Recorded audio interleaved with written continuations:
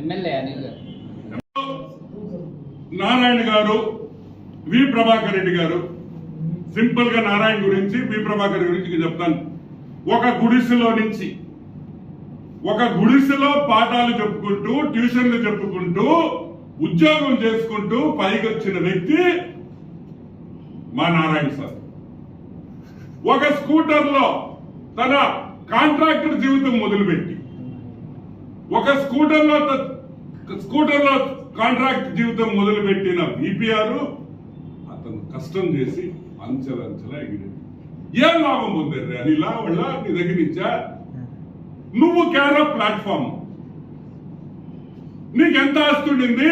నువ్వు మంత్రి అయిన తర్వాత నువ్వు అమ్మిన భూములు ఎలా కొన్నావో ఎన్ని నాకు తెలుసు. ఇప్పుడు అవన్నీ చెప్తాను, పెద్ద స్టోరీ అవుతుంది, అవసరంలా. నేను అడుగుతున్నా, ఈరోజు జగన్మోహన్ రెడ్డిని నర్సారావుపేటకి పంపిలా. ఇక్కడ ఐపాక్ కూడా చెప్పాడు, అయ్యా ఈడు సీట సినిగిపోయింది, ఈడు సీటు సినిగిపోయింది, ఈ సీటు సినిగిపోయిందని 3 సార్లు జగన్మోహన్ రెడ్డి దగ్గర పోయి ముట్టుకుంటే నిన్ను నర్సారావుపేటకి పంపించాడు. సరే, నీ సీటు చినిగింది, నువ్వేం చేయాలా? మైనారిటీ కానీ, ఏ కులమైనా కానీ, ఏ రిలీజన్ అయినా మంచి క్యాండిడేట్ తీసుకొని రావాలి. నువ్వేం చేసావు?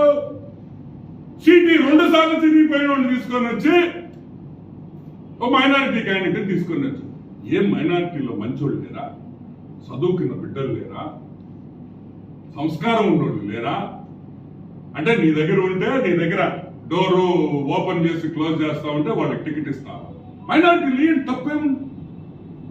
మేము కూడా ఇచ్చాం మైనారిటీలో, మీరు కూడా ఇచ్చారు. మంచి చదువుకున్న వాళ్ళకి, మంచి క్యారెక్టర్ ఉన్న వాళ్ళకి, 10 మందికి సహాయం చేసి 10 మందికి ఉపయోగపడే వ్యక్తికి. ఇప్పుడు నర్సరావుపేటలో ఇప్పుడేదో మా వైవి అంకుల్ చెప్పాడు, మా వైవి సుబ్బన్న కన్ఫర్మ్ కాదన్నాడు. నానేమో నీ సీటీ అక్కడ కూడా చించేస్తాడేమో నాకు భయంగా ఉంది. జగన్మోహన్ రెడ్డి ఎటువంటి పరిస్థితుల్లో అనిల్ కుమార్ యాదవ్ సీటీ చినిగడానికి లేదు. తెలుగుదేశం పార్టీ ఈరోజు డిమాండ్ చేస్తుంది. ఎందుకంటే అక్కడ మేము 3 లక్షల మెజారిటీతో నర్సరావుపేట ఎంపీ మేము గెలవబోతున్నాం. ఈ అనిల్ కుమార్ యాదవ్ నర్సరావుపేటలోనే ఉండాలని కూడా మనం చేస్తున్నాం.